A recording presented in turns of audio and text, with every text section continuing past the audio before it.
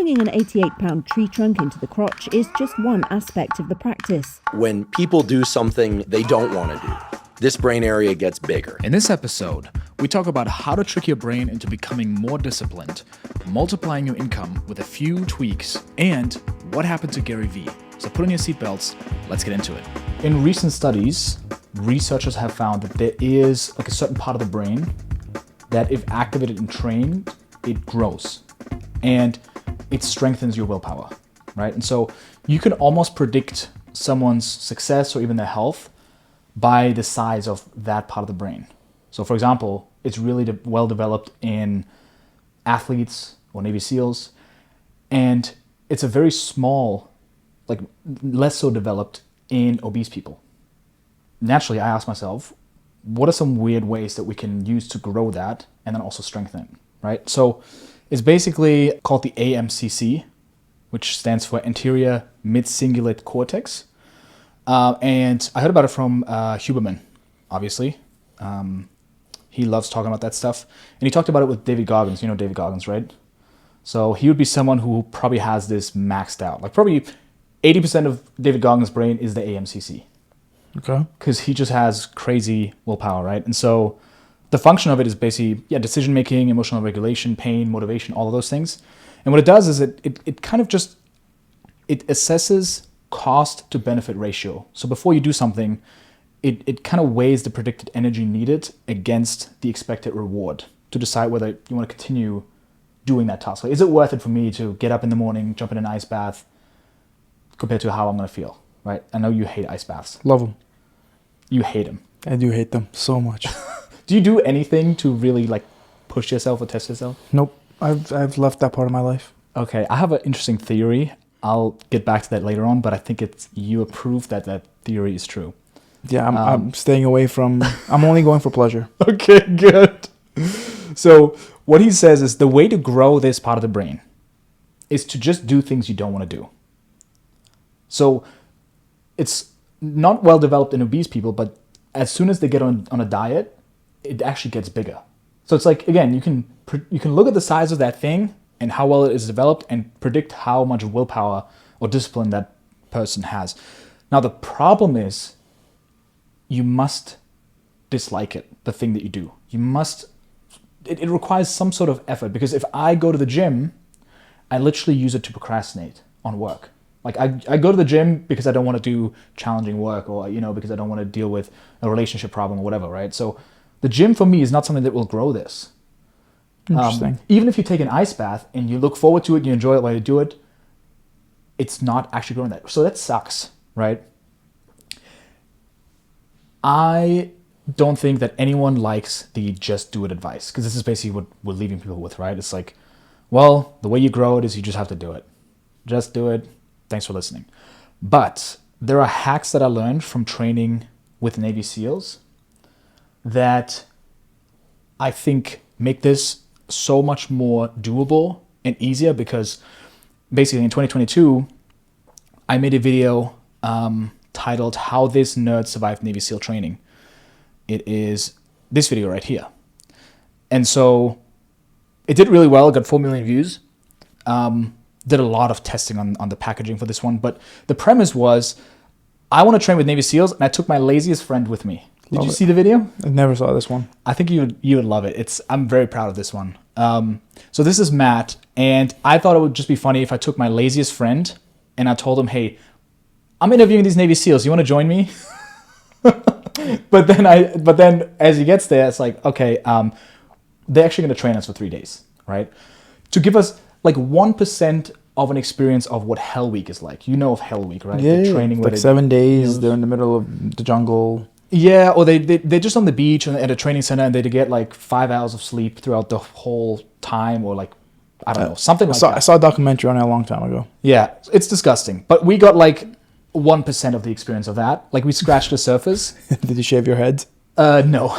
That was not part of it. But this is Matt, and this is me, and it was one of the hardest things I've done, but I learned so much.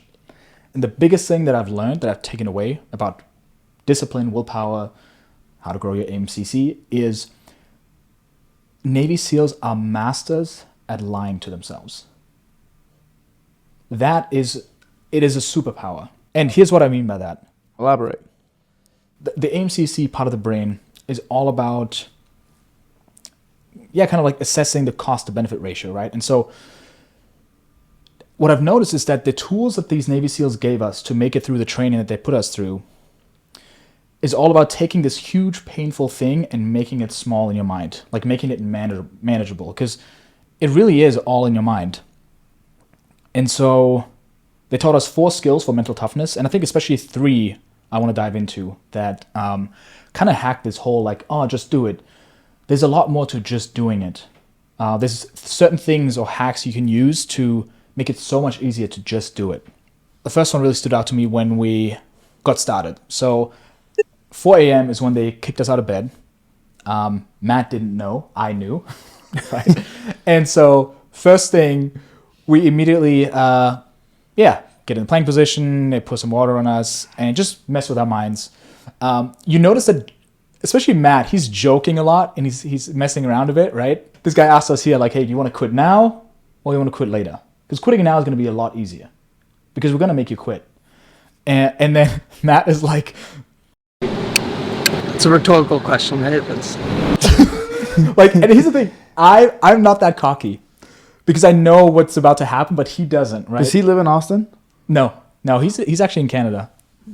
I would love to meet him. Yeah, he's a fun guy. He's a lovely, lovely guy. We started out joking around, but as time goes on, they start to break us. And we get into the spot where we're just like, why did I do this? This sucks. Everything's painful. And during an especially rough spot, one of the SEALs told me, you're making this way harder than it needs to be. Because they can tell when someone is going into this tunnel of pain, when they get into the head. When you can see this especially on my face right now. Like I'm just like in it. So why'd they make you cover yourself in mud? Sand. So this is called a sugar cookie. It's like, if you're on a mission, I guess you're harder to spot, but also just because it sucks. And it's an attention to detail exercise where you're like, okay, don't miss a spot. If you miss a spot, you do it again. And we're going to do it all day if you don't get it right. It's uncomfortable. What's that? It's uncomfortable. You get a little sand on you, you already freak out, and you're like, imagine a whole body. Yeah. Yeah, and it also is scraping. I mean, in Hell Week, they talk about how, the insides of your legs, just the skin is gone because you're just scraping the whole time. I didn't have much of scraping here. Again, it was only 1% of an experience of what actual Navy SEAL trainees go through. But they can basically tell when someone's about to quit because they go inward. Like they go into the pain tunnel, which you can see me in pretty soon. Like, and that's why I get stoic, right? I'm just like in it. And so what he said is basically the key difference between a quitter and those who make it is that the quitters, they suck into themselves. They just get into the head, and they just focus on the pain and the suffering. Whereas the top performers are the ones who crack jokes, who say, you know what a beautiful day at the beach. Like, it's been hours since we've trained. This is the first day out of 3 days. And they said, you know what, the best people that they've done Hell Week with are the ones who, you're covered in mud at 3 a.m. It's the 4th day, you haven't slept, everyone's in pain, and somebody makes an inappropriate jokes and makes everyone laugh. And so what he said is basically the first tool is just positivity. It's just no matter what you're going through, you find a delusional level of positivity that makes you go, I love this. This is fun. This is a beautiful Sunday at the beach. And I don't know if I can translate it well, but how that was 8 minutes? Yeah. So we did a circuit. We did these circuits, right? Where it's like, hey, Matt, you have to beat Leon now, right? It's super funny because the first day is over and they kind of like go like, okay, what's the lesson for the day?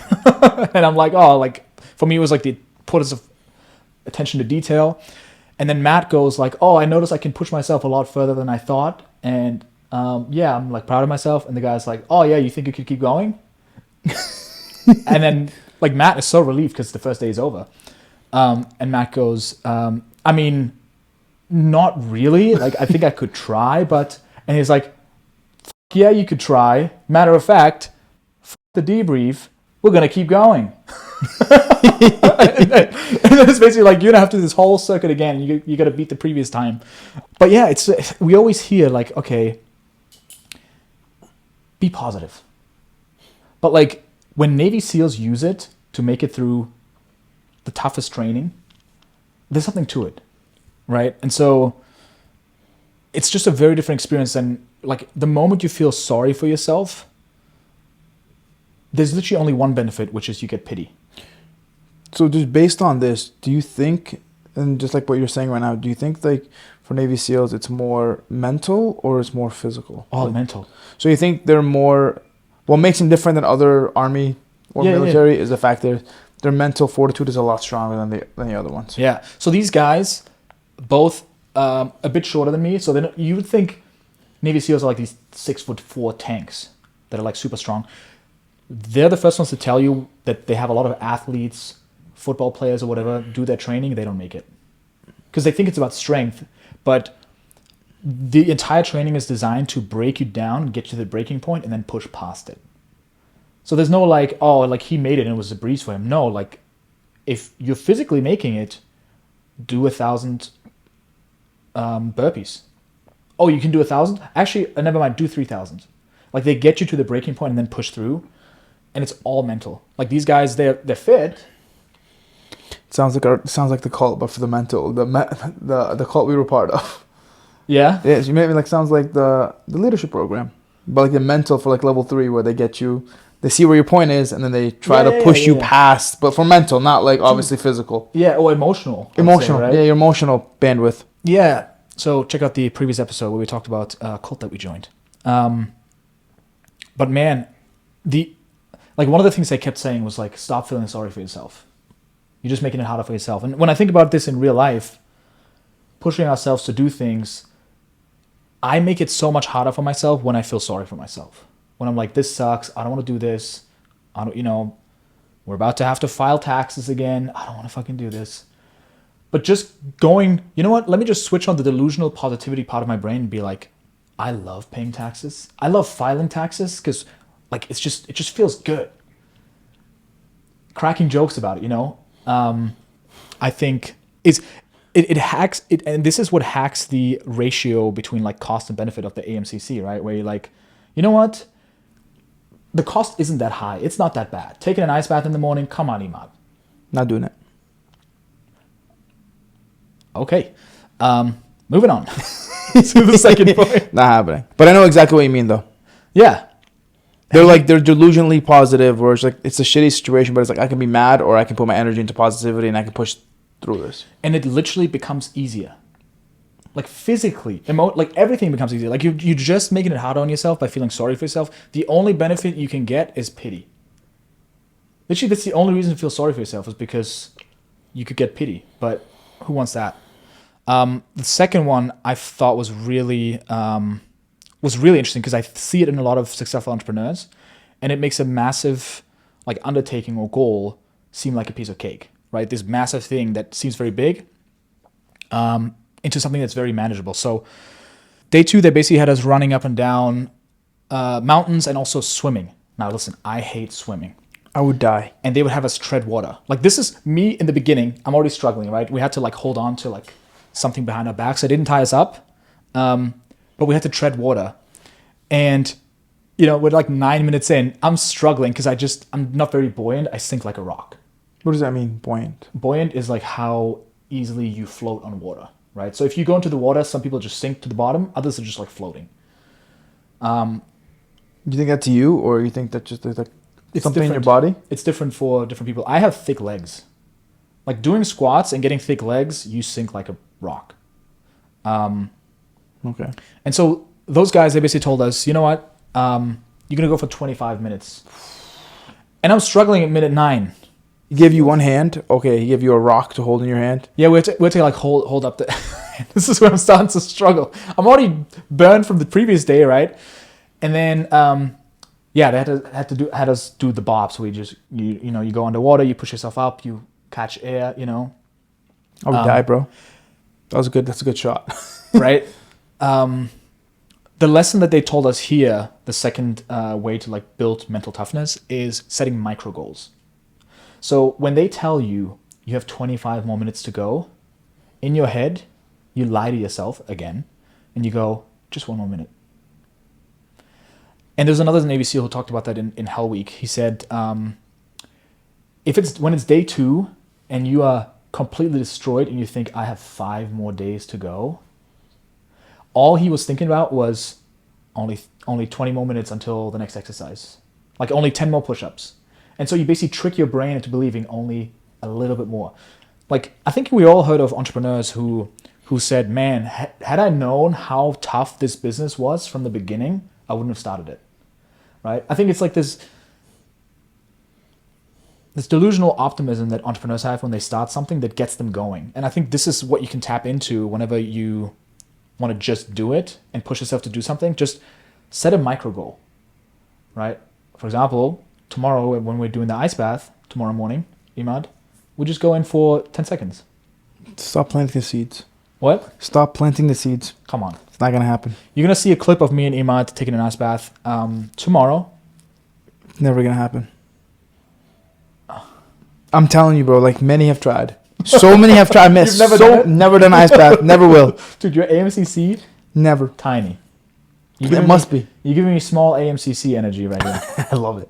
Yeah. Micro. I'm giving you micro AMC. Yes, it's a condition. Dude, I'll own it. I'll take it with me to the bank. I'm happy. This was fascinating too. So Matt physically couldn't do the push-ups. Physically couldn't do it. Also because he's kind of hyping it up in his mind. Like, this is only day 2. We have day 3. Day 3 is going to be the most challenging day. I can't do it anymore. Like, you can see him physically struggling. How long were the days? We started first one was at 4 a.m. until like afternoon. So it wasn't even that long. Like, maybe each day was like 6 or 7 hours of just like doing stuff. So nothing compared to the real stuff, right?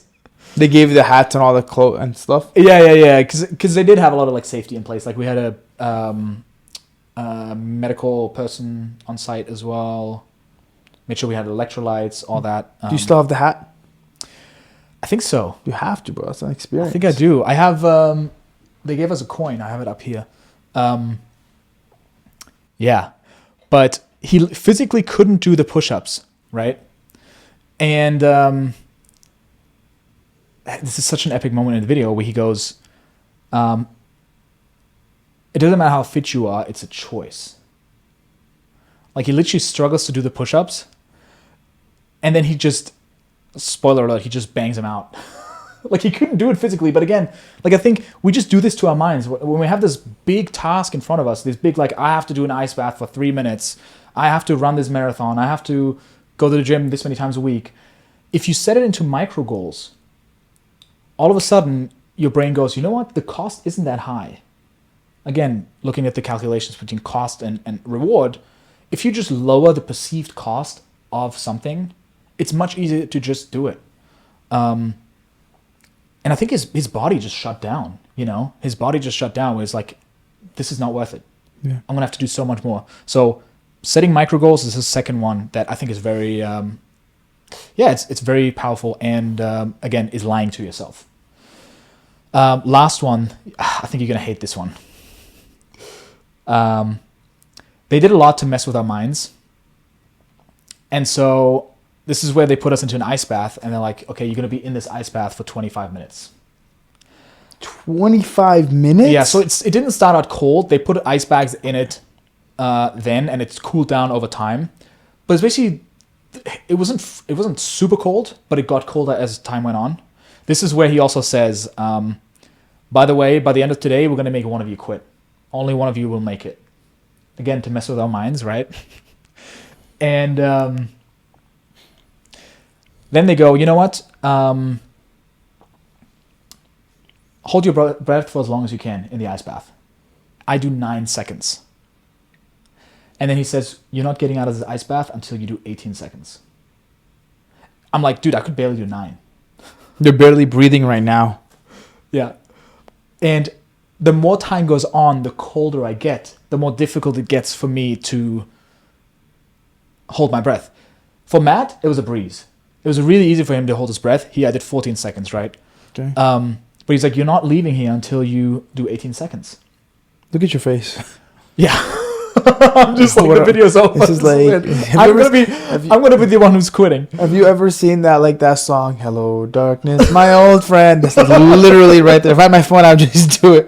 That's what your phrase says right now. Yeah, that's literally what I felt. But this is where you got to catch yourself, right? And use one of these tools. Setting micro goals, I don't know. I could be positive here and be like, you know what? I love ice baths. I love this. This is exactly how I want to spend my free time. They gave me another tool. They said, you know what? Just so you know, Leon, it is impossible to drown yourself. It's physically impossible for you to drown yourself because there's a part of your brain that'll kick in that just, it'll make you get up. And just because your body starts jerking doesn't mean you have to come up. So I would literally be underwater and start like compulsively like jerking where like my body wanted to come up, but I'm just like, no, stay under. And you can see it happen, right? This is where the third tool comes in, which is visualization. Just visualize yourself making it so that you prove to your mind, hey, look, we can do it. We've already done it. You trick your mind into thinking, okay, this is what it would look like if I made it. And yet again, it increases the likelihood of it increases the perceived likelihood of your brain that it achieves it and therefore lowers the cost, right? Because it's very difficult to do something challenging when you think it's not going to work. Yeah. Like you need to have a delusional level of confidence, and I think visualization creates that. It's like, look, mind, we've already done it, right? And yeah, long story short, I got to 14 seconds, and then 17 seconds. Almost had it. Yeah. And they said, you know what, we have to move on. I watched back the footage later on, and I, saw what was being filmed, and they literally like standing there like, oh, wow, he did it again. Oh, wow, 24 seconds. We're going to tell him 17 seconds. So I did it for 24 seconds. Oh, but why did I say 17 seconds? Oh, they stopped it? Yeah. So I actually made it. You see that? I'm like... You're crying. You see that? I'm like jerking. So I made it for 24 seconds, and he's like... And Matt is like, that was definitely more than 18 seconds. He's like, no, that was not it. And it was tough, man. But like experiencing that really expanded my mind on how much we can do just mentally to get ourselves to do things that seem impossible. Is that why you like ice baths? I don't like ice baths. I hate them. And that's why it grows my AMCC. Got it.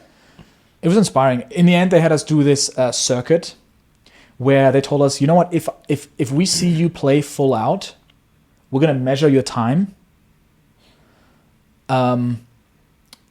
Then you can go home. We're done.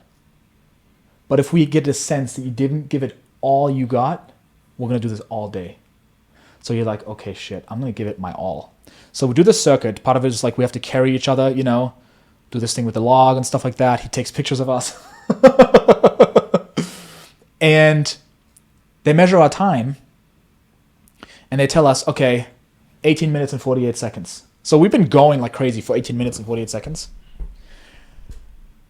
And then he comes to the kicker. He tells us, we're not leaving here Until you beat that? until you beat this time. And we've just given it our all. Right? Our perceived genius. all. And we're exhausted. Like, look at Matt. and then he tells us, okay, you have to beat this now. And That's a great psychological trick to get you to push it and then be like, oh, let's see how far I can push it after. yeah, absolutely. And it's not like you didn't push it. You pushed it, but then because you think you're going to get away. It's the framing of how they, it's great. It's, dude, it's a mind bend. And the most challenging thing is when you don't know if something's going to end. Like, think about this in your own life. When you're going through a tough time, you don't know when it's going to end. That's the most challenging part. If you're put into solitary confinement, somebody puts you in a dark room, and you don't know when they're going to let you out, could be in 3 days, could be in 3 years, you go crazy. But when I did a darkness retreat, and it's 7 days, I know what day it is. I can roughly estimate it.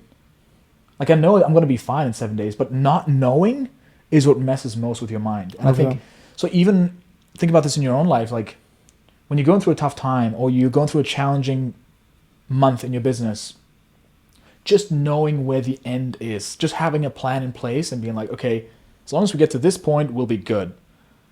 it's going to make it so much easier on yourself. And so, those are the tools to get yourself to just do it, increase your willpower, grow your AMCC, and live a better life. Yeah. I have a theory that picky eaters are often wimpy. Love it. Why do you feel that way? I don't know. They just, again, small AMCC energy. You know, they're just like, Can we call it micro AMC? Huh? Can we call it micro? Micro AMCC. Yeah, it's a micro condition. AMCC. I know a few people who, you know, unless something tastes really good, they're like, no, I don't want to eat it. And they also don't like taking ice baths. Yeah, I love that. Wow. Listen, every time I've given you a drink before that I think is great. Garbage. I'm telling you. Like, dude, here's the thing, dude. I think we've talked about this. I think most of my life has been difficult, but I think now I'm in the phase of pleasure. All right? Like for the rest of your life? Nah, just for a while. I want to, you know what I mean? I've experienced a lot of the displeasures, and now I want to experience the pleasures. So anything that isn't pleasurable, I just don't want to do it. Unless it's like work related and I have to push through. Like, all right. Yeah. It's interesting because the trick in the brain, when I was still starting off, I wrote my second book, and I wrote 60,000 words in 5 days. What was the book about? It's when I was a dating coach. Mm-hmm. And what was interesting about it is I didn't think I could do it. It's funny because... dude, that's a mental feat. Oh, dude, it was insane. Yeah. But what I did is I would do 3 hours of writing, and I told myself the reward for 3 hours of writing was either eating food, a Netflix show, or a walk. And I got the show that I really wanted to watch, and I told myself I cannot watch an episode until this amount of things are done. And I literally would work 3 hours, and I'd go for a 10-minute walk or 15-minute walk. Or I'd watch like a half of the episode. And then I would stop at a cliffhanger, and I would go back to writing. Because I knew I needed to find a way to trick my brain. And it became so bad where it's just like, when I would go to sleep, I would literally dream about the project. And my dreams won't stop until I finish the project. So I get in this like obsessive psychological like tunnel that I can't get out of. And it's like my brain's way of being like, this is how you punish yourself to like get something done. And if you don't do it, I'm going to keep. And it happens for every single one of my big projects. Yeah. Every time I have something big to do, I cannot sleep until... I don't believe in the whole like, oh, let's wait 3 months or 4. You give me a project, it's done in like 2 weeks or 3 weeks. It's like immersion. What do you mean? It's an immersive period where you just knock it out. Yeah, nothing else matters. Because there's a lot of people who subscribe to the slight edge approach, right? Where you're like, I'm just going to write an hour a day. If I write 5 pages a day, that's a whole book at the end of the year, right? And then I think there are people who will lock themselves in and they will not come out until... I can't, dude. The anxiety is going to kill me. Yeah. Like, the anxiety will kill me if I have to wait, like, 5 pages a day. Like, no. I'd rather just suffer initially and then get it over with. That's why, for me, like, I like sprints more than marathons. Because I just want to suffer. I want to go all in, finish it, and then... But obviously, there are some things that, you know... I'm a sprinter, too. Like, physically and also with projects. Yeah. Like, some creators that I see that upload... like 3 times a week, and they just, or even daily, and they're like in this news cycle kind of where they have a content about finances or politics, and they have to like make content every day about the current happenings. You're on a treadmill for the rest of however long you want to run the business, basically. And I've always been like, I want to have the option to pre-produce something and take time off.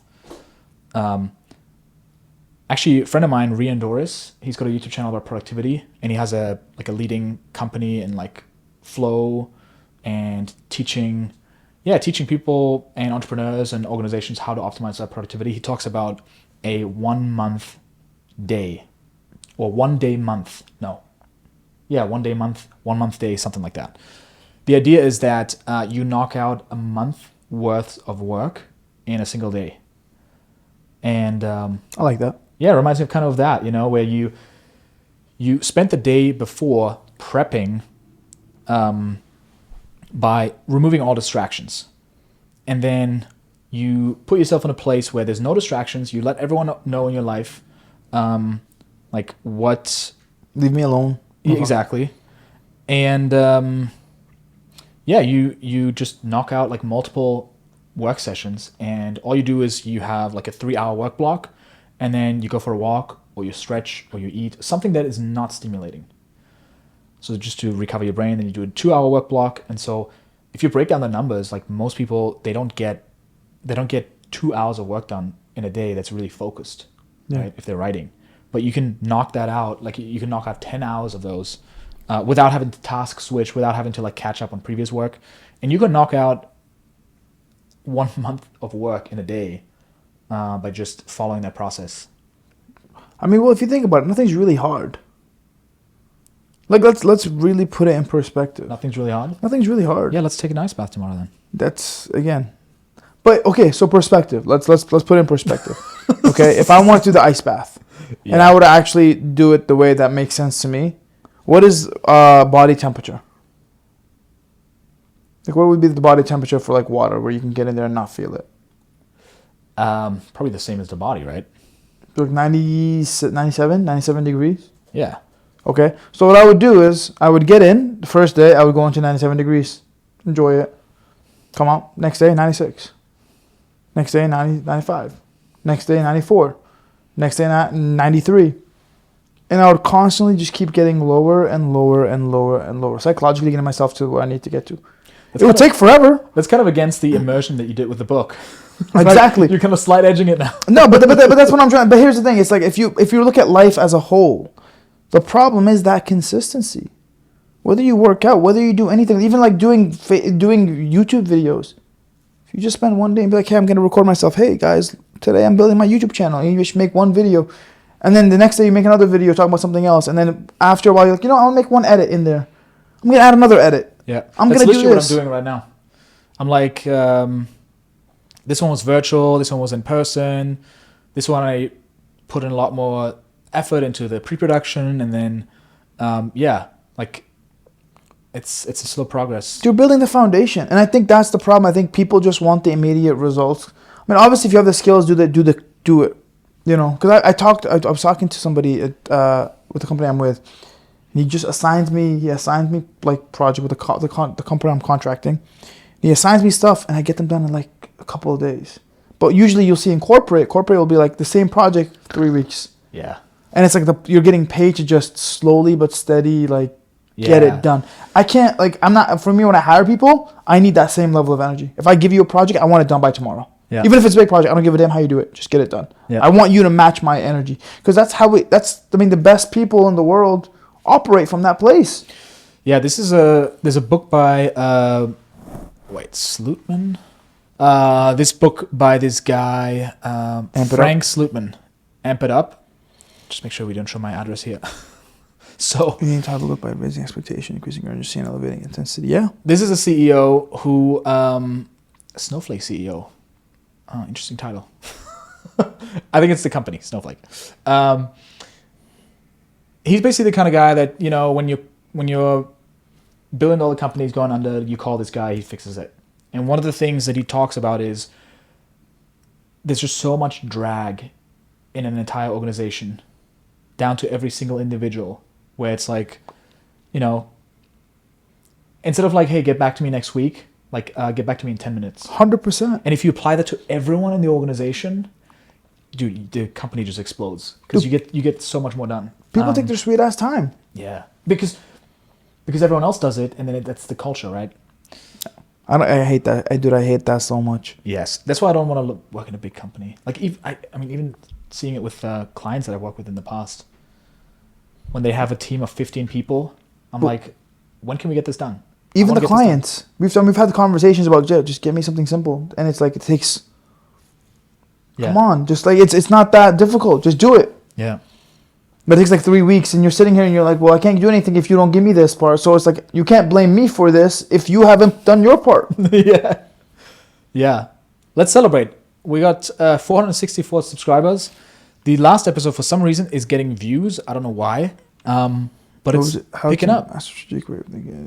I love that Jesus, I hate you so much. What? I just saw the title. My new Netflix documentary. Yes. It's with the intro, too. But it's like, oh, man. That was a great intro. I love that intro. Yes. I love making these intros. That signifies our friendship. That's like our Netflix. That's our friendship in a nutshell. Yeah. Why It's did getting you used. use the same thumbnail twice? Or the same face? For convenience. Got it. Literally for convenience. But Is it better to use different faces? Yes. Is it going to improve it that much? No. I'm going to work on it at some point. But right now, the key bottleneck is just having better topics and better episodes itself. So what you're saying is you'd rather use your face again than use my face. Yeah. Got it. We can split test it. We can put in your face, but Watch it blow up. like you just see this channel shrink. Imagine you lose subscribers. We're down to 200. All right, let's never do that again. That was a great, we tested it out. This is not the move. Yeah. Cool. Good talk. But yeah, thanks for everyone who's listening. Like this is, it's the most fun I've ever had with content creation. And I've never felt so good about the direction that I have with the channel. And so everyone who's like, oh, it's a big L that he's starting a new channel, that his channel didn't work. I'm like, who said big L? Just comments or like fellow creators who think it's a bad move of mine that I started a new channel. 100% the right decision. So I'm fascinated by making small changes that have a multiplication effect, a big impact. Sometimes it's just small tweaks that you make that, make a big difference. And I think the same thing goes for multiplying your income, whether you have a job, you have a business, you're a freelancer, something in between, right? I remember when my channel just started popping, I offered consulting calls because a bunch of people reach out to me, hey, how did you get your channel to pop off? And I put like a Calendly link in my description to basically, offer like an hour-long call for like $100. Then calls came in, I upped it to $200, all the way up to $500. And $500 an hour, big deal at the time, right? Because, I needed money. I had just almost run out of the money that I got from selling my first business because I went all in on YouTube. So it was good. It was good for money. The top guy, one of the top guys in the YouTube space, who's like well known as the YouTube strategist, Patty Galloway, at the time was charging around $500 per call, and he was like booked out for months. And you would think I can't charge more than $500 for a call, right? At the time, I was booked out. I didn't increase the price. And this guy reached out to me. He's like, Leon, I've been trying to get in touch with you. I've been trying to book a call with you. Can I just hop on a call with you? Just let me know how much it is. I'm like, hey, it's this much, but it's all booked out. And he goes, okay, what if I pay you $3,000 for an hour? I'm like, well, now that you say it, I do have one more spot left, right? Yes. So I took the spot, $3,000. I'm like, why would somebody pay $3,000 for an hour to talk to me? But it's super obvious. The guy was, I don't want to reveal his name, but he had a YouTube channel, around like 50,000 subscribers. He had a consulting business where he was teaching people who already make a lot of money how to make more money. He was in the real estate space, and he made $2 million a year, and he got all of his leads from YouTube. So if all I did was help him a little bit with his channel, He'd made his money back right away. he would make hundreds of thousands of dollars more. And so that's when I realized, you know what? Like, just by changing who you sell to, boom, massive difference. So you can do the same amount of work, small tweak, multiple more money, like multiple times over. And I think for a lot of people, whether you have a job, whether you're a freelancer, you have a service business, or you have a company,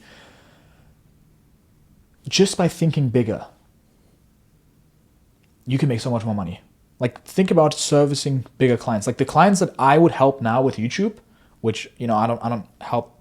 I'm working with one person right now, but I'm not looking for any more.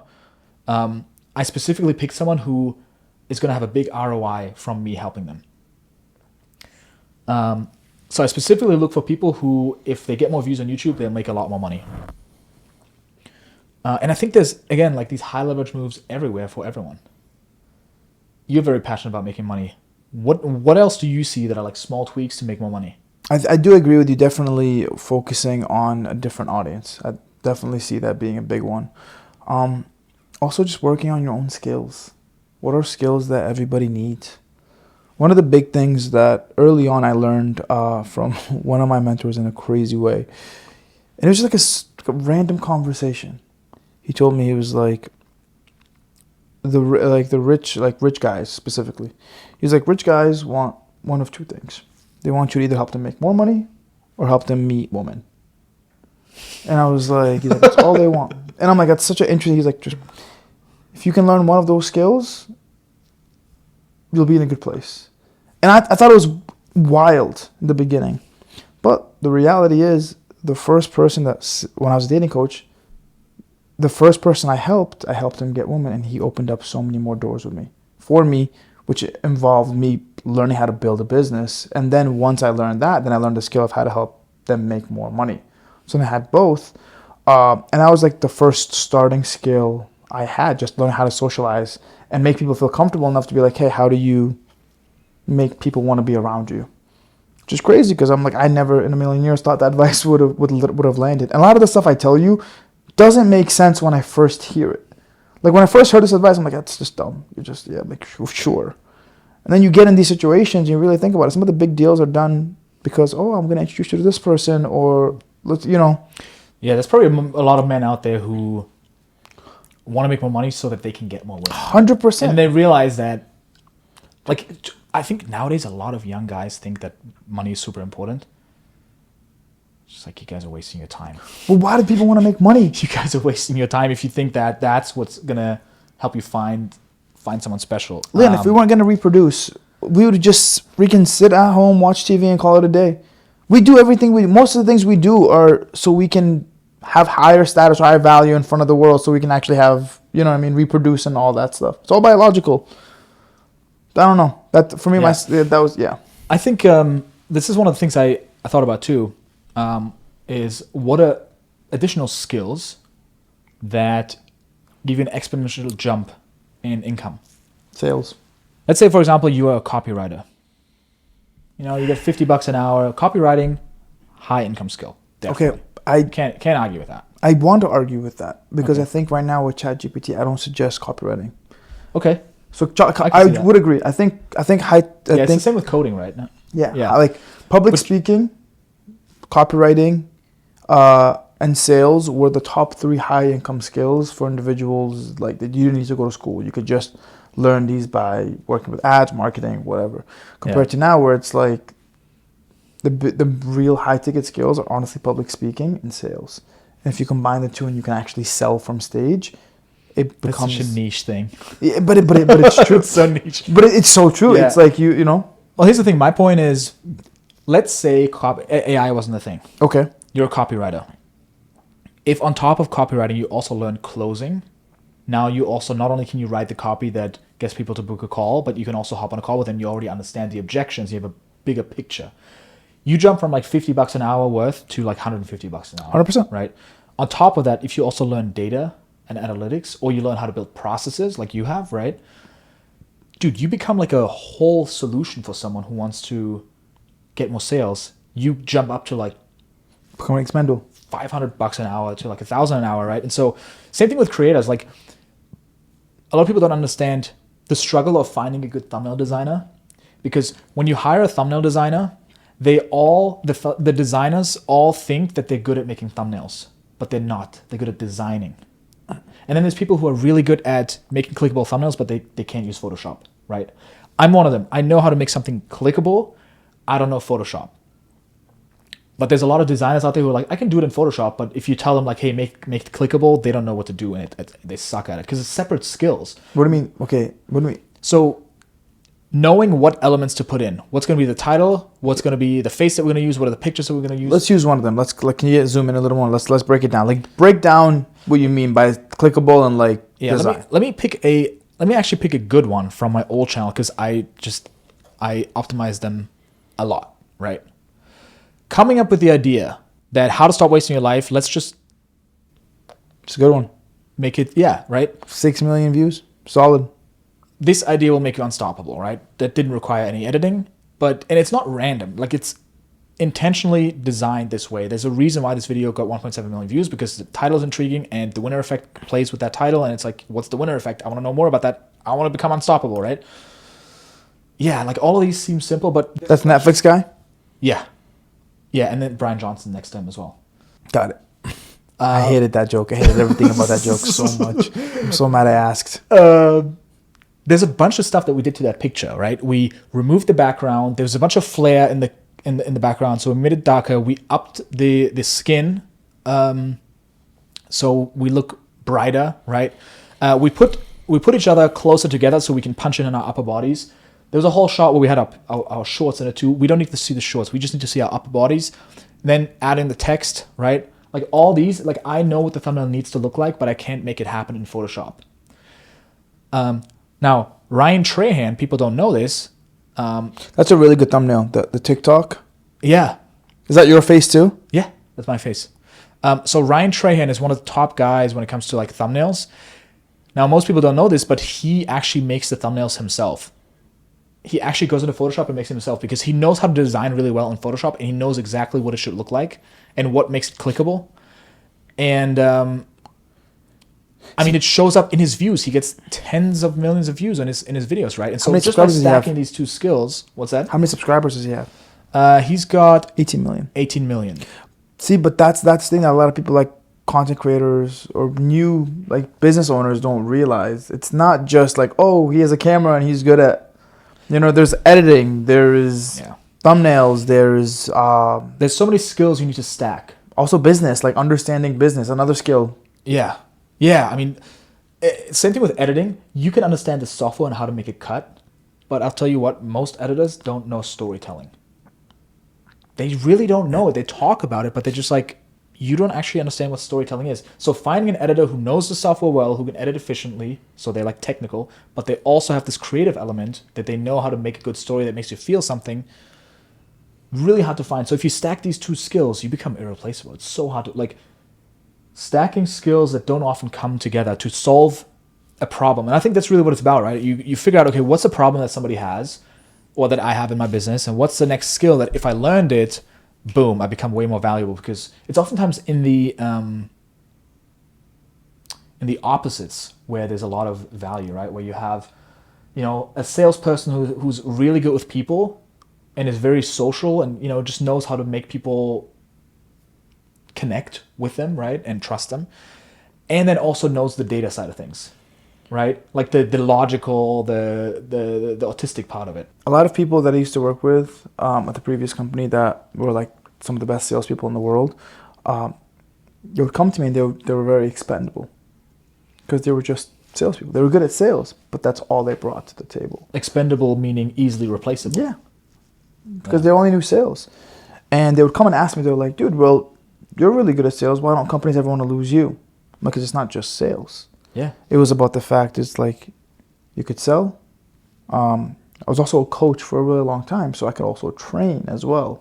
So selling, training, building systems that help the companies win. Yeah.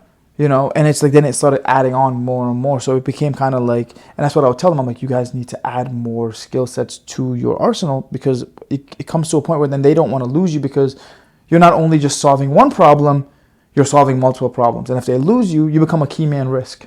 You want to become hard to kill. 100%. But here's the issue. Learning that for myself, I never want that in my team. Say it again. What do you mean? So I learned a big mistake when I was still starting up and I left the company. It really affected them and it cost them almost $500,000 just me leaving.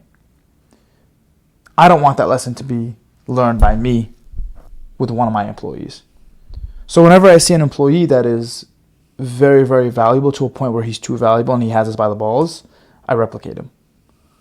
Because you don't want that. And it's just like for business owners that are listening to this, it's one of the worst things you can do. It's good for the person who's not expendable, but it's really bad for the company.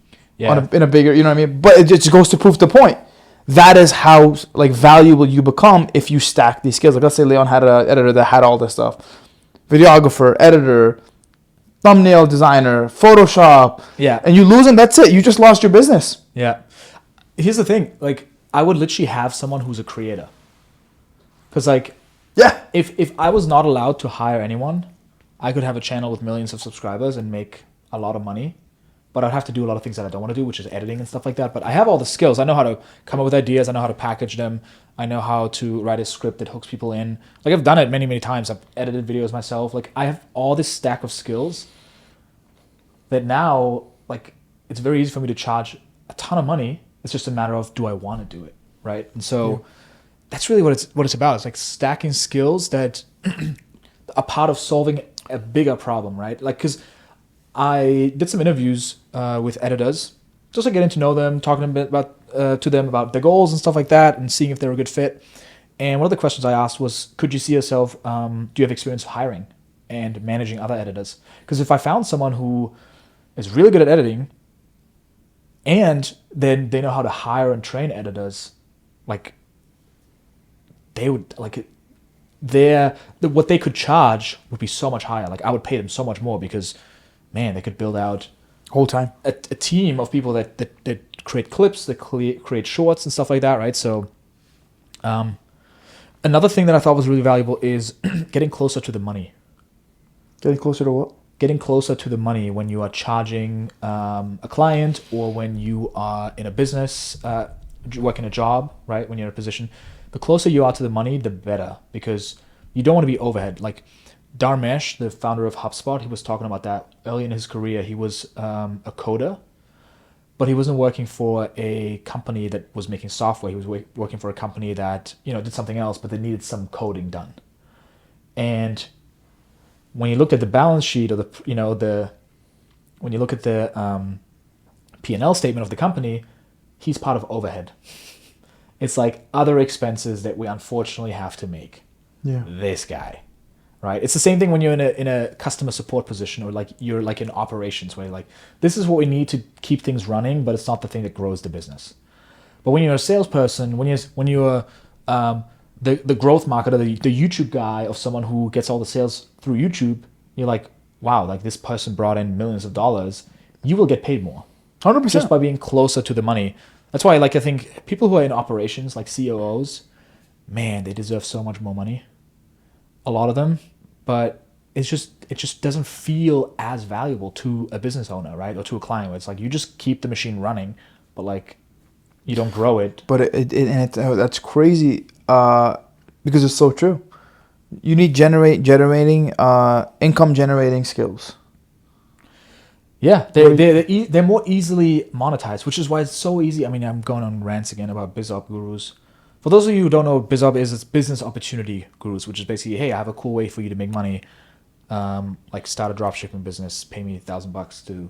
Or even what you just said right there. If somebody gets in there and hears this and can teach people how to edit, learn how to storytell, and teach Photoshop. Yeah, dude. Here's the thing. In theory, if you're born in South America or in Southeast Asia or whatever country where the wages are very low, there's nothing really stopping you from making $100,000 a year. Oh, 100%. You don't need I don't have I have a high school degree, which taught me very little. Like, I don't. You didn't go to remember college? anything. No, I just have a high school degree, and I never did anything after that. Everything was self-taught, and everything was from free resources online. Like, I bought stuff later on, but the first business I built, I didn't buy a single course. And like, if you learn editing or Photoshop or whatever, you can learn it all online. And there's people who are begging for a designer or an editor who's great, and competition is very low. Like, if you're really great, like, you can pick and choose who to work with. I agree. What do you think are the hottest skills coming up? AI. Learning AI. Right. I think so too. Learning AI, dude. Because Learning like you mentioned sales. I think even sales could be largely replaced. If you're like a good salesperson, 2 years. you're getting replaced. I think 2 years. Yeah. 2 years, 3 years, sales will be replaced. Yeah. 100%. But I think AI, I think public speaking, is a grossly underrated skill. I don't know. Why? Because aren't we public speaking right now? We are, but public speaking in front of an audience and convincing them, like high ticket public speaking. Let me rephrase that. Being a keynote speaker, Yeah, that's very think about it. specific, like coaching in the coaching niche, right? Not Like you don't. necessarily. You have a lot of speakers that come, like, we'll say politicians. They'll be paid a lot of money to speak. Yeah, Even being a politician, it's all public speaking and influence. it is. It's all about influence. I think Jordan Peterson. Do you like Jordan Peterson? Yeah, He said something. He was like the most powerful skill, or like the most powerful education you should learn to be successful and rich is liberal arts. How to speak and how to communicate. We'll spit the same thing, but like how to speak, like public speak, and truly, it's influence. because that'll help you anywhere in life, right? Not just in your career. If you're charismatic, you can make money anywhere. I don't care what anybody says. Yeah, Think about it. that would be a good segue into Guru of the Week. Is he charismatic? If you could. Dude, I mean, should we segue? Well, before we get into that, it's funny because after just saying that, when you get into hiring, have you ever just got on like a call and somebody's not really qualified, but you want to hire them because you really like them? Yeah. Yeah, that's the feeling. Like, you know what I mean? Just by them being able to communicate, you're like, you kind of don't fit the role, but I just love you and I would love to see you at work every day. Yeah. It's a great skill. Actually, I've heard this from a mentor. He said, even when you find someone who's great, not just because you like them, but they're just like, wow, like this person has work ethic, great character, they get things done and they figure things out, and they're humble. Even if you don't have a position for them, create one for them. Like, even if you don't have a seat on the bus for them, you want them on the bus. Just come on the bus, we'll figure out a position for you. But, like, you need to be part of our team. Because they're so rare. Like that. Yeah, 100%. It's true, right? Work ethic, fun. Dude, it's not common. Yeah. It's really not common. Yeah. I don't want to get into this Guru of the Week. Why? Dude, I started watching stuff about him and I just got depressed. I don't want to talk about this guy. Oh, dude, I hate him so much. Like, it's not even that he's funny. Like Dan Pena, where you can laugh about it. Or He's just... he actually has something good to say. Dude, he's just cringeworthy, bro. So this guy's Wes Watson. He's super buff, ex-prison guy who always has a mental breakdown. How'd he get rich? Selling courses. BizOp. No way. Yes. What does he sell?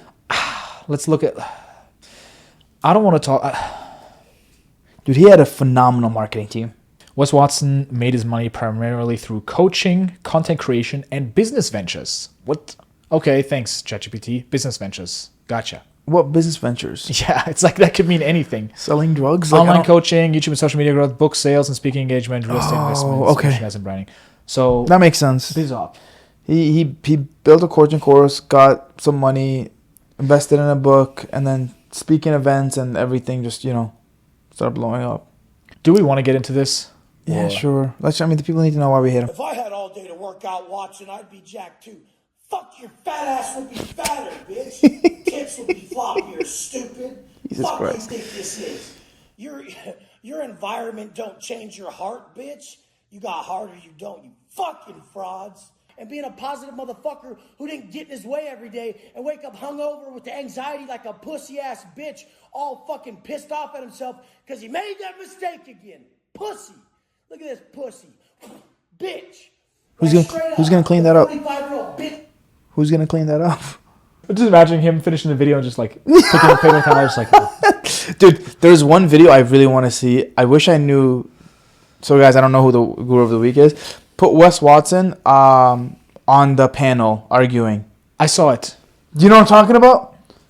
How long is this? On Fresh and 7 Fit. minutes. It's not against Christian ethics to become rich, become wealthy, but I just think it's all. I think this was a panel of guys who are like, teaching other guys how to be successful and stuff, and were like asked, what's your definition of success? Speed it up until he starts talking. And so this guy says, it's not about success, it's about like, being a family man or whatever, and he's Christian. No, he brings up some really good points. And so Wes Watson earlier was like, it's about like, get rich. Pussy, money, weed. Yeah. Like, bro, shut up. You have Than the money. person. Does he have money? No. Do you have money? No, I don't How have. much I money don't do you have. have? I don't Does he have have money. money? But here's the thing. Why is money much- valuable? just. Do you have Why? money? What is money valuable for? I'm just asking. Do you have money? I just said no. I like how he's trying to expose him. Is he actually rich? Who? Andrew, whatever his name is. No. I don't think so. Well, he says he doesn't have money, but I like he's trying to expose him, and he's like, But I feel like when people say like that, I mean, I think they have money. maybe, yeah. Like, you know what I mean? Like, that's the Huge energy. AMCC. Huge. I'm broke. I'm a No, nobody. but really, you are? Yeah. Is he really broke? Yeah. What'd he say? I have to know. No, I'm not. trolling? I'm not one of these rich guys. I don't have a Bugatti. I don't have a Lambo. I don't I have a just Ferrari. really have to know. Like, how much money you got? Probably the $5 in my pocket. Not much more. See, can anyone answer for the guy? Why do they think I'm kidding? I have a family. I take care of an entire family. That takes a lot of money. He's doing all right. Okay, It's okay. This is the thing, you guys. If you ain't fit, you can't say it's not all about being happy. Pause it. Why not? I don't think he'd be on that panel if he wasn't at least somebody who had some sort of value or status. No, I think he just brings interesting perspectives, and he has like good values. No, but that's what I'm trying to say. I think he is somebody like that has something. If he caught the attention of them, Yeah, of course. I think he's he's just not a complete nobody. Like, he's not like this random Joe Schmo. Yeah. So and then he basically goes on his rant. I mean, Honestly, I don't even want to do this. I want to quit right now. it's so cringe, dude. I don't like this segment. I don't like talking about this guy. I don't like putting attention there. But this guy, he basically goes on a rant, just like telling him, well, you have a 10-inch biceps and you have titties, and why would anyone listen to you? That's pretty much it. Leon doesn't like these gurus.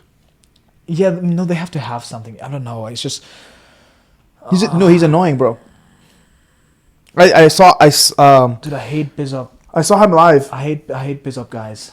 I saw him live. Where'd you see him? I remember. It was like, have you ever been fucked in prison? Jesus, that's how he started the conversation. That was his hook, and I'm telling you, it caught all of our attentions. I shit you not. Yeah.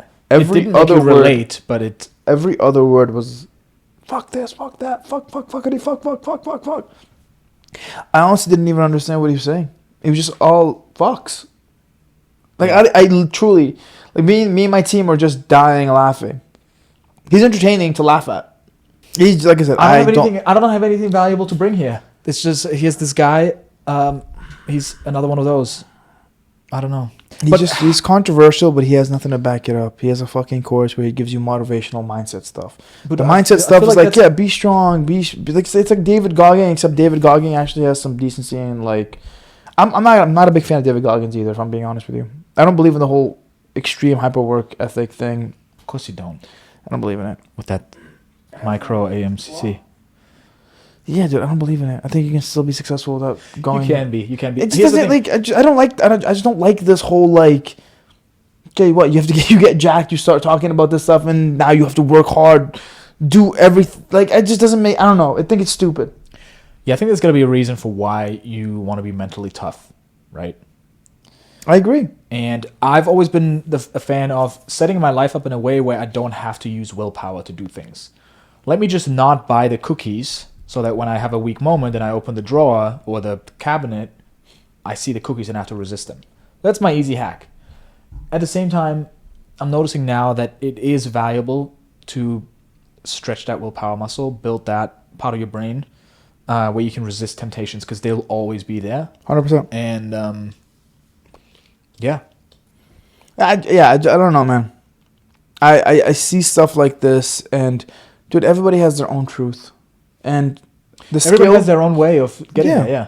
The skill that would take you, for anybody watching, the skill that would take you to 6 figures, the same amount of hard work that it would take you to get to 6 figures would get you to 8 figures and 7 figers. The only difference is and back to 6 again, and then up to 8 again. I messed up. It sounded so. I messed up when I said up and down, man. But bottom line is, damn, I hate you. I messed up. Like, I hope he doesn't comment on it. And he did. Immediately poking my dirty fingers into it. It's not hard work anymore. It's just a different way of thinking.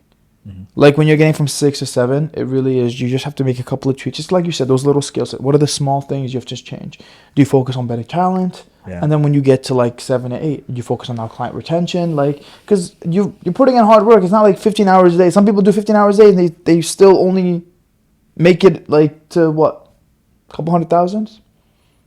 And you have others that don't work as much anymore because they've played smart. They put the right people in the right places and they just chill. Yeah. I don't know. I'm more enrolled in the other philosophy personally. Yeah, you got to find your own way. Like, I know tons of guys too who, unless it's difficult, they don't do it.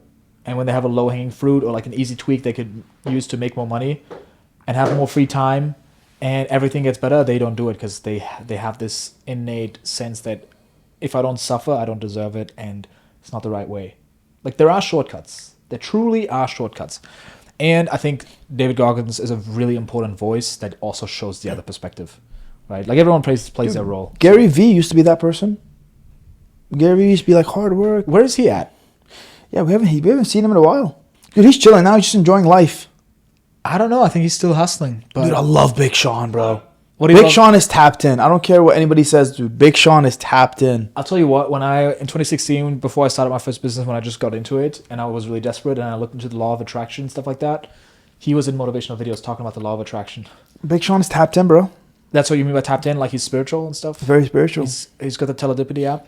Shut So GaryVee is still uploading multiple times a week, but his thumbnail game and his social media game, I don't know social media, but YouTube is very outdated. Yeah, he's not Very outdated. he's not as big as he used to be. What do you think? You think he just stopped?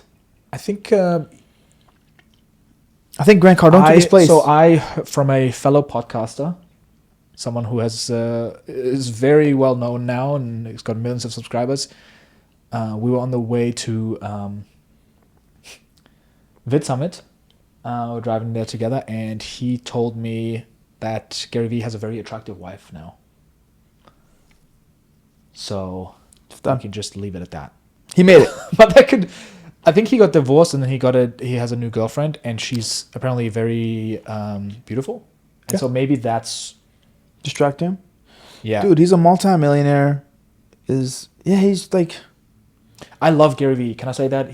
I love him. I think he's a good human being. I think anyone who like, I didn't like him in the beginning. Now I like him. well, he has qualities where you're like, he really does love to hear himself talk, and sometimes he had guests on, like he had Ray Dalio on, and Ray Dalio was just like getting into like this explanation of how the markets work, and GaryVee kept interrupting him.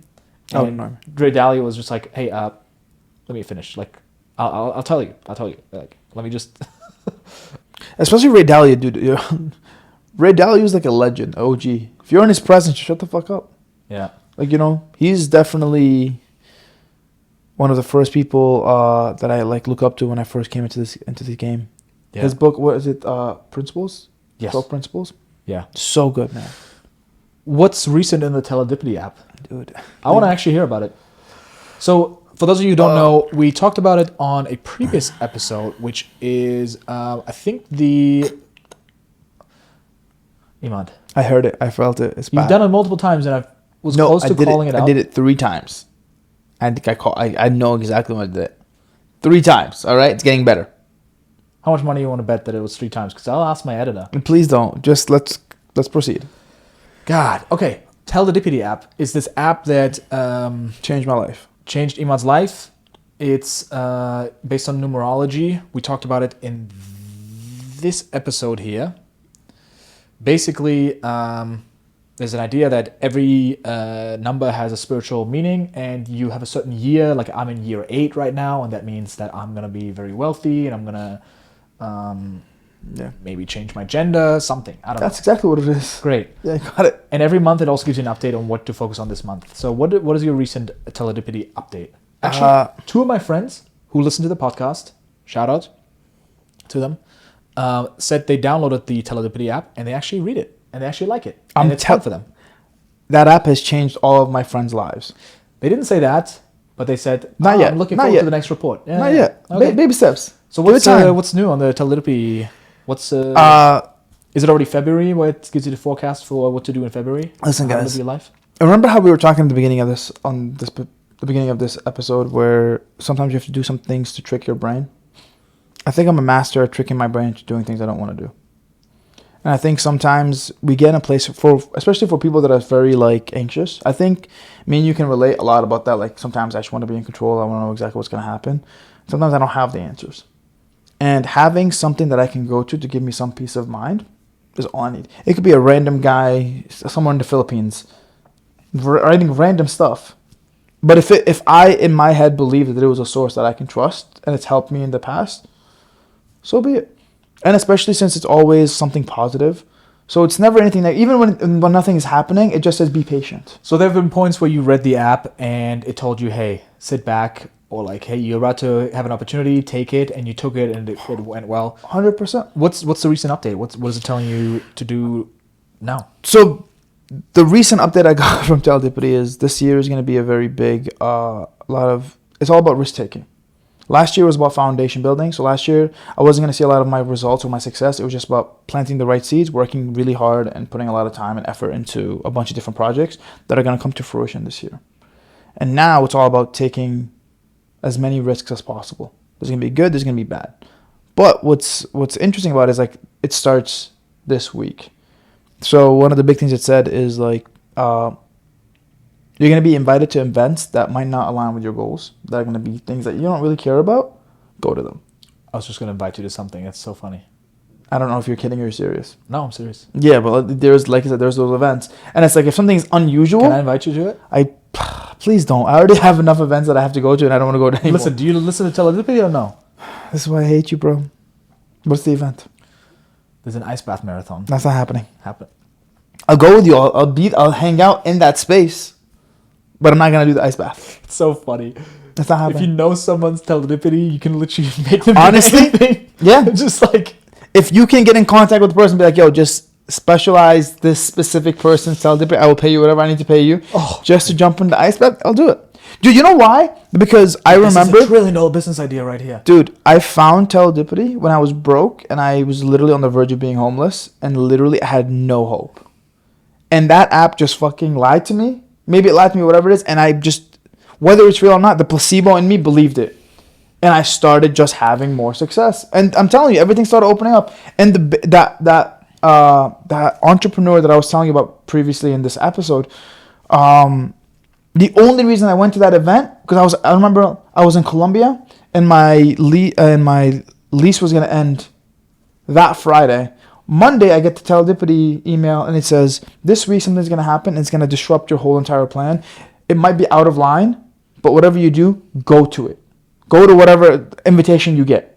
And I remember scrolling on my Instagram on Monday night, and I get this like sponsored app from one of my old mentors that I've been watching forever. And he's like, free event, come in, fly in to South Carolina, and just learn. Ask me questions, I'm going to support you. He wanted to do it because he wanted to build his own content. So he's just giving free events just to like have content for himself.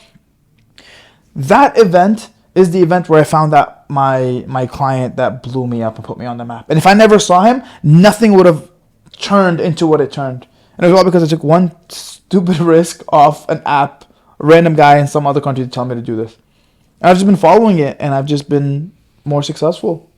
Because I just surrender. I don't try to force it. I'm like, yeah, if you're gonna tell me what to do, sure. Coaches, it's like my own coach, and that's my secret advice. I don't really tell that to people because they think it's crazy. But I'm like, yeah, I'll. What's the worst that can happen? I like believing in crazy stuff. I don't know. It just makes life more interesting. At the very least, I think it's just a fun thing to do. 100%. It's a fun thing to play with. Have you looked at yours? Huh? Have you looked at yours? No. Okay. You should. I should. Why don't you open it for everybody? Let's see what it says about you. Uh-oh. Teledipity. Okay. All right. What do I look at here? Let's see what Leon's here. Life path 5. Okay, so Leon, look at that, and that's your goal. So Leon is here to attain financial freedom with a networking heavy promotional role dealing with development of organized systems through the visionary design of creative solutions to complex social problems. I read this before and I thought what does this even mean? This is the most complex sentence I've heard ever in my life. Leon is here to attain financial freedom with a networking heavy promotional role dealing with the development of organized systems through the visionary design of creative solutions to complex social problems. I mean, it seems pretty accurate to what you do right now. You don't think so? I don't know. You're creative. I don't know what any of this means. You're creative. You're here. You literally just talked about systems for people to like actually become more productive. You're always helping people improve and optimize their life. You're trying to get me in an ice bath. Depressive. Yeah. High ideals. Yeah. Order compulsion. What is order compulsion? You refuses to be taught. What? That's not true. That's very true. Just with you. Go down. Go down. And this is pretty accurate. Promotes travel. Guys, don't travel. Go up. Go up. All depend on you. Can you just go up? Go up. Let me see. That actually feels real. Let me see what year you're in. Go up and pause it. Your year. Yeah, your year. Yeah. We talked about this already. And look, it basically tells you what your objectives are for this year, and tells you what you need to get done. Oh, dude, I've been wanting to do this for a while, actually. Are you kidding, or are you No, I'm serious. Dude, I'm telling you, this year I've been procrastinating on doing this, but I'm like, I need to know my in and out, my cash flow, so I know what I can invest into. What do you owe? What do you own? What do you want to earn this year? Oh my god, this is actually accurate. I remember when I read the. I'm telling you, it's disgustingly scary. You think I'm like, there's a level of crazy that I am, and I understand, but like. What are we gonna ask? Do you think I'm what? Think I'm crazy? Yes. Got it. Cool. Now read the spreadsheet real estate in terms of where do you want to finish the year. Design is decision. I think that would be really good for me. Actually, that's one of the things I've been thinking about recently. Yeah. Then it tells you right there. So like, but think about your physical appearance and how it became to what it is. Take inventory first. Did it again. I did it. I did. 4. I think I really have to enforce the fines. I think we're gonna have to break up, guys. So this might be my last podcast episode. Good. Which was good. Think about your physical appearance and how it became to be what it is. Take inventory first. Why do you look the way you look, dress the way you dress, and present yourself the way you do? How are those choices made? And now some reflections of your true essence and individuality.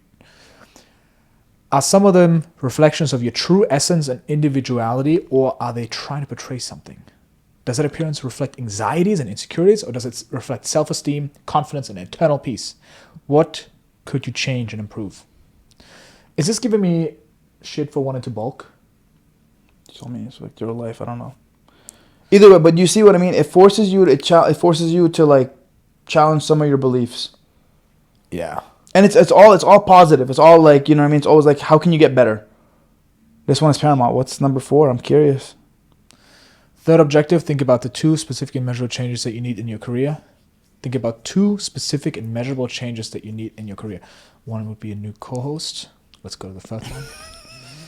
This one is paramount. I want you to keep it in mind throughout the year. I'm not kidding when I say that many of the things you have been desiring for years will be coming your direction. None will fall in your lap and scream for you to take notice. They will gently tap you on the shoulder. Okay, what is it?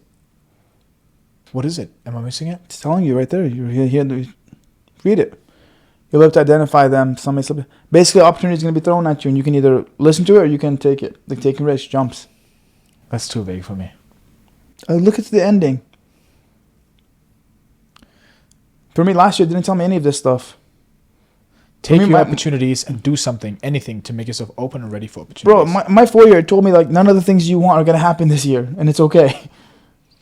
That's fucking discouraging. That sucks. No, dude, I mean, good things happen, but it wasn't like, it's like, yeah, no, things are going to get better. This is not it. So shout out to anyone listening. Thanks for listening. We have few viewers, but you guys are strong. You guys are sexy. And if you guys are checking out the Teledipity app, put down below your most interesting forecast. What's the most interesting? Like, is Teledipity telling you, hey, no matter what you try this year, everything's gonna fail. Just stop trying. Or is it, are you gonna become a multi-trillionaire because of one of the ideas that you heard on a podcast, maybe, and they only take 1% equity in that idea? Wow. Let us know. Thanks for listening. Stay driven, and until then, we're gonna keep making our life decisions based on an app. Good talk.